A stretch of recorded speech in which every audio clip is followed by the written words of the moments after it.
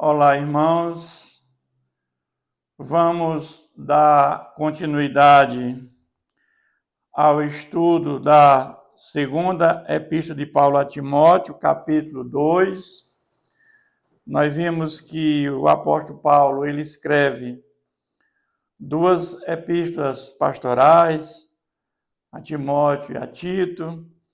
Essa segunda epístola a Timóteo, ele já escreve na sua segunda prisão em Roma, e ele vai estimular esse jovem pastor de Éfeso para ele dar seguimento ao seu trabalho, à pregação do Evangelho de Cristo. Ele começa esse capítulo 2 falando dos estímulos no combate da fé e no sofrimento por Cristo. Ele diz: Tu, pois, filho meu, fortifica-te na graça que está em Cristo Jesus. Então, ele, na realidade, começa exaltando Timóteo a ser forte. E ele chama ele de filho meu porque é como ele foi gerado na fé através de Paulo, quando Paulo o conheceu em Listra. E dali ele começa, através de Paulo, o aprendizado, do conhecimento da palavra de Deus, durante as implantações de igreja que ele acompanhou o apóstolo Paulo. E ele dizia: o que de minha parte ouviste através de muitas testemunhas. Ou seja, isso mesmo transmite a homens fiéis e também idôneos para instruir a outros. Ele que fala nas testemunhas, ou seja, na veracidade e na validade do seu ensino, do que Paulo ensinou. Então, Timóteo, ele está aqui sendo testemunha da validade, da veracidade dos ensinamentos de Paulo. Ou seja, ele exatamente falou de conformidade com o que ele aprendeu diretamente do próprio Jesus. Nós temos que entender que quando Paulo ia para Damasco, ele teve um encontro com Jesus, e ali ele foi para o deserto da Arábia, e ali ele ficou muitos anos aprendendo para ele fazer esse trabalho de implantação de igreja e pregar o Evangelho de Cristo. Porque ele não teve nenhum encontro em seguida com nenhum apóstolo. Ele veio encontrar Pedro 4 anos depois. E o mesmo evangelho que eles pregavam, os apóstolos tiveram com Jesus, é o mesmo que Paulo pregava. Demonstrando, como ele disse várias vezes, quando era questionado o seu apostolado por os falsos mestres, ele dizia que aprendeu diretamente de Jesus. Ele teve um encontro, mesmo fora de tempo, mas ele teve um encontro sim com Jesus. Então é isso que Paulo aqui está falando. Participo dos meus sofrimentos com bom soldado de Cristo Jesus. Ou seja, Paulo, ele sofreu pelo Evangelho de Cristo, como o próprio Jesus falou. Importa sofrer pelo meu nome. Os sofrimentos de Paulo foram terríveis. Paulo sofreu apedrejamento, foi preso, foi chicoteado. Paulo foi picado por cobra, passou fome. Paulo sofreu muito por conta do Evangelho de Cristo. A motivação de Paulo era que muitos vieram ouvir a mensagem salvífica de Jesus e viessem a crer para que ele tivesse salvação e vida eterna. Essa era a maior motivação de Paulo, que muitos viessem a ter salvação. Principalmente os seus compatriotas judeus. Ele chega a dizer que poderia se tornar maldito, anátema, do que não ver seus compatriotas salvos. Olha a motivação deste homem, como era tão grande. Ele faz aqui uma analogia. Nenhum soldado em serviço se envolve em negócio desta vida, porque o seu objetivo é satisfazer aquele que o arregimentou. Ou seja, a prioridade é Cristo, o foco é Jesus. Não devemos desviar o nosso foco de Jesus Cristo. Eu sei que nós temos necessidade, valores temporais para a nossa vida diária, mas é como o próprio Jesus disse: buscar em primeiro lugar o seu reino e a sua justiça, e as demais coisas serão acrescentadas. Esse é o foco é Cristo. Igualmente, o atleta não é coroado se não lutar segundo as normas. Essa coroa, a nossa coroa é um dia estar com Jesus por toda a eternidade. Mas para sermos coroados, receber essa coroa, nós temos que lutar segundo o Evangelho, segundo o que Jesus nos ensinou, o que ele deixou, os ensinamentos dos apóstolos para todos nós. Esse cânion bíblico, a palavra de Deus, que ela é viva, ela é permanente. É isso que nos leva a ter essa comunhão verdadeira com o nosso Deus. Ele vai ainda fazer uma analogia. O lavrador que trabalha deve ser o primeiro a participar dos frutos. E pondera que, acabo de dizer, porque o Senhor te dará compreensão em todas as coisas. Ele vai falar agora, lembra-te de Jesus Cristo ressuscitado de entre os mortos, descendente de Davi, segundo o meu evangelho. Aqui ele vai falar da ressurreição vindoura. E ele vai falar a partir do versículo 9, pelo qual estou sofrendo até algemas, como malfeitor. Contudo, a palavra de Deus não está algemada. Então, ele vai falar aqui que a palavra de Deus, ela será vitoriosa por meio da ressurreição de Jesus Cristo. Ou seja, ele está preso, mas a palavra de Deus não está algemada, a palavra é vitoriosa, porque essa palavra, ela vai ser pregada por outros. Jesus nos comissionou a fazer o ID, e essa palavra é que vai fazer com que muitos venham ouvir a palavra de Deus e venham crer no Evangelho de Cristo. E o Espírito Santo que Jesus enviou no dia do Pentecostes, ele é que vai, na realidade, convencer o mundo do pecado. Por esta razão, tudo suporto por causa dos eleitos, para que também eles obtenham a salvação que está em Cristo Jesus, com eterna glória. Paulo fala aqui dos eleitos. Mas quem são os eleitos de Deus?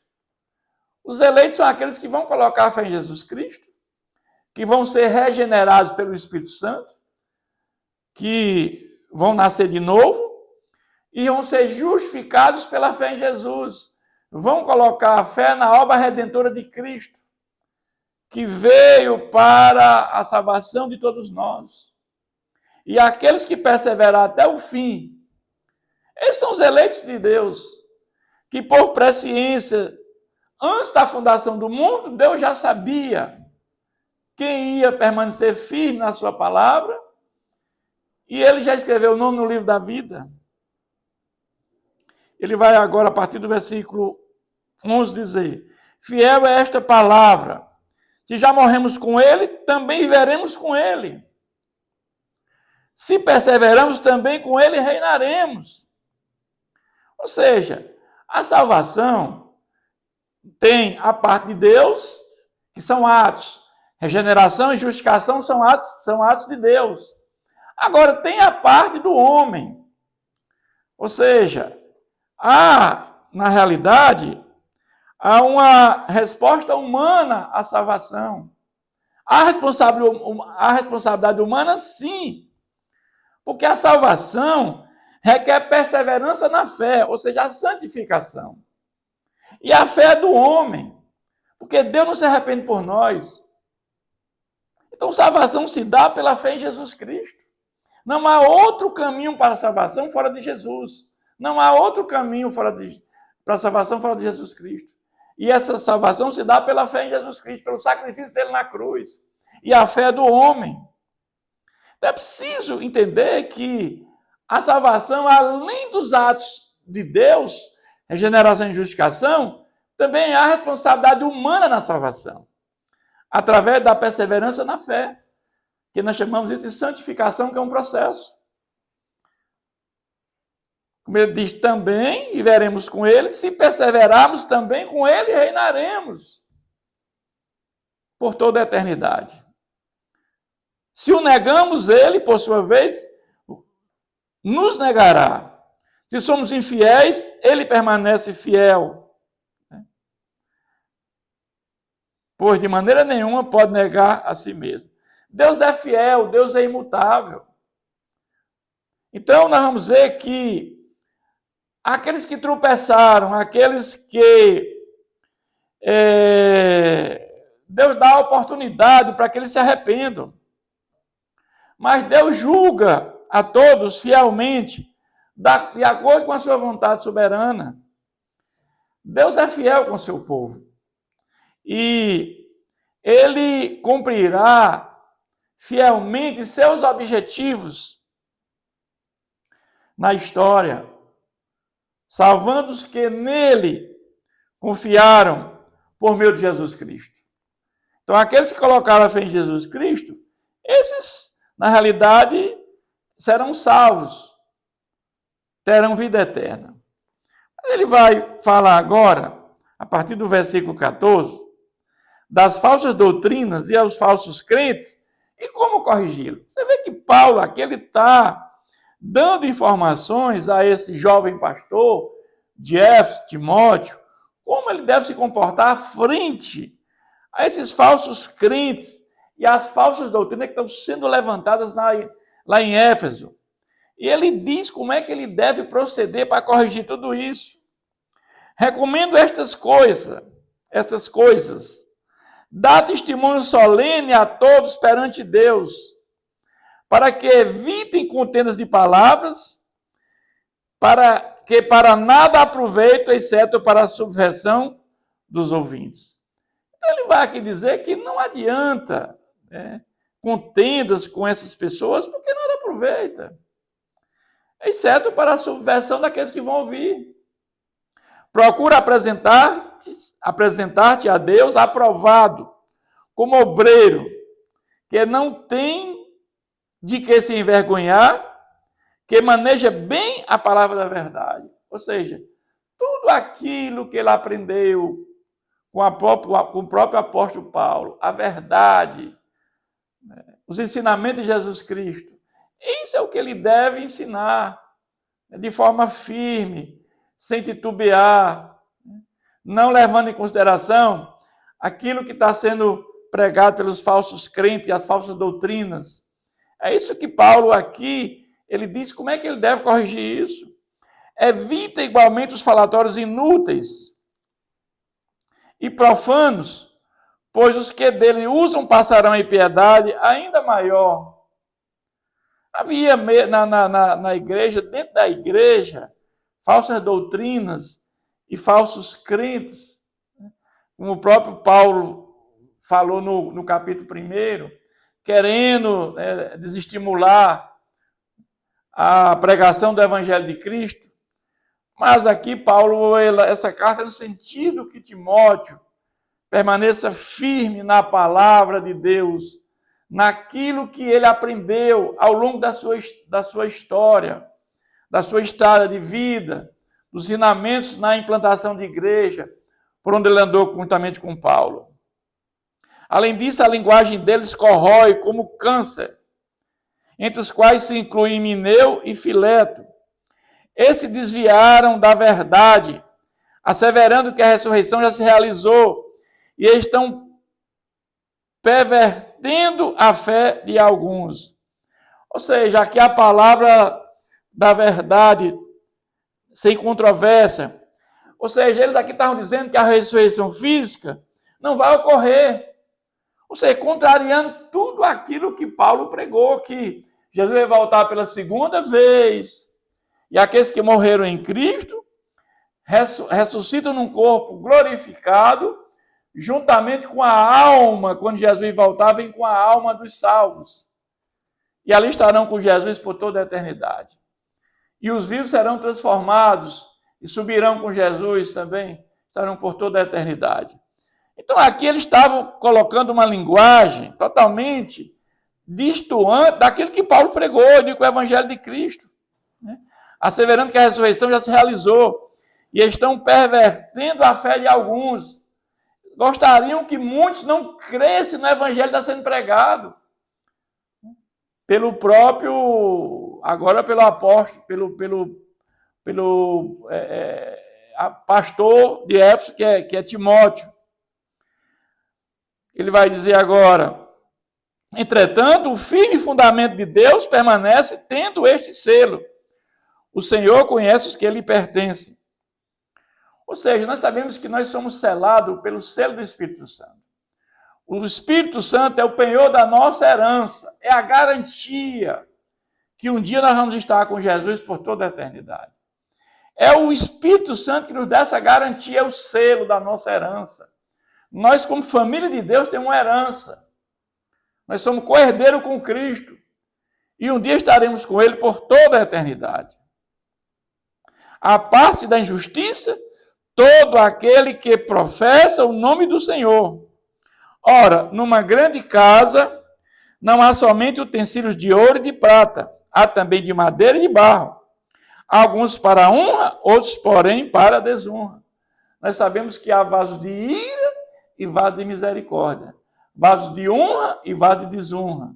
Vasos de honra para aqueles que ouviram a mensagem salvífica do Evangelho de Cristo e aceitaram esta palavra, aceitaram a obra regeneradora de Jesus Cristo, o que Ele fez por nós naquela cruz, e perseveraram até o fim das suas vidas.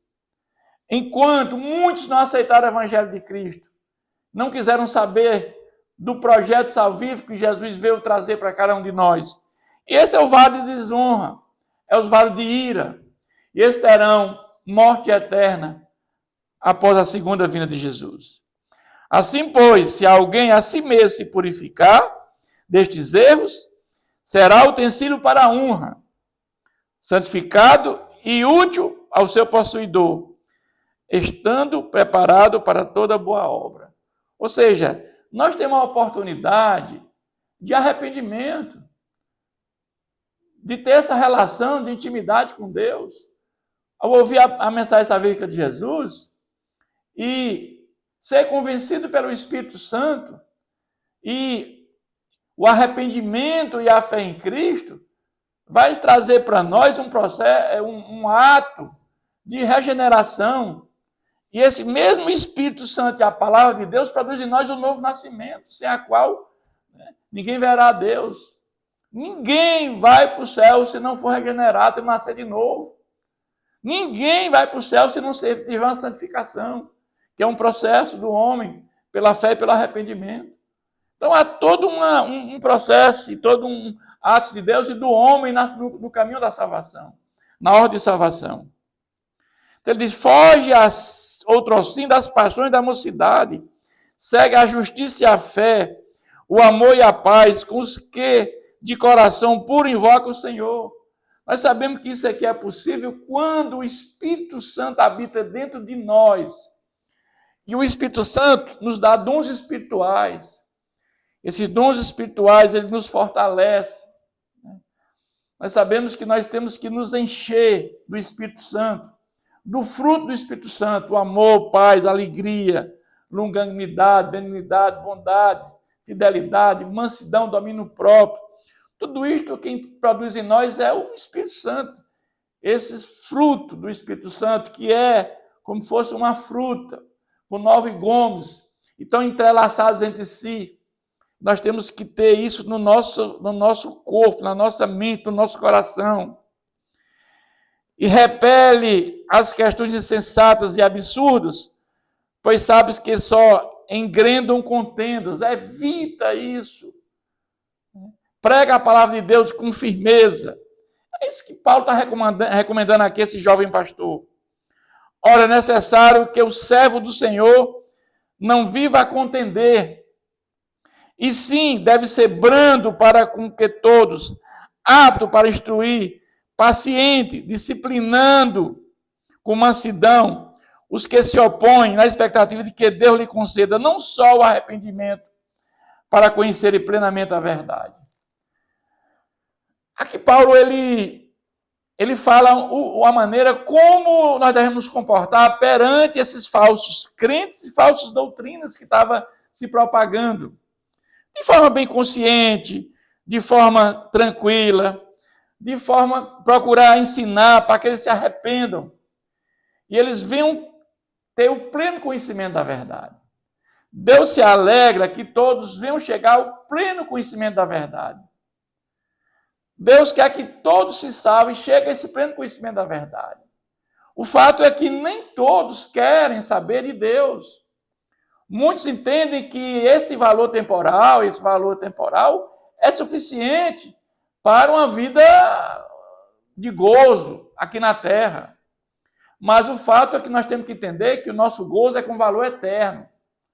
Aqui tudo isso é passagem, nós temos que fazer um trabalho de ser cidadão do céu e não da terra. É lá que teremos um gozo eterno. Ele vai concluir esse capítulo dizendo, já no versículo 26, mas também o retorno, a sensatez, livrando-se eles do laço do diabo, tendo sido feitos cativos por ele para cumprirem a sua vontade. Ou seja, é que esse trabalho tem que ser feito para que muitos venham aceitar o Evangelho de Cristo. Eu sei que é um trabalho difícil, não é fácil, porque o mundo vive, já naquela época, nos dias de hoje, como se Deus não existisse. Nós temos bilhões de pessoas no mundo, mais de 5 bilhões e 500 milhões de pessoas, que não aceitam Jesus como Senhor e Salvador das suas vidas. Então é preciso um trabalho muito forte para que essas pessoas venham ouvir a palavra de Deus e que o Espírito de Deus venha convencer o mundo do pecado, conhecer a verdade e muitos venham a ter salvação e vida eterna. Deus nos abençoe sempre.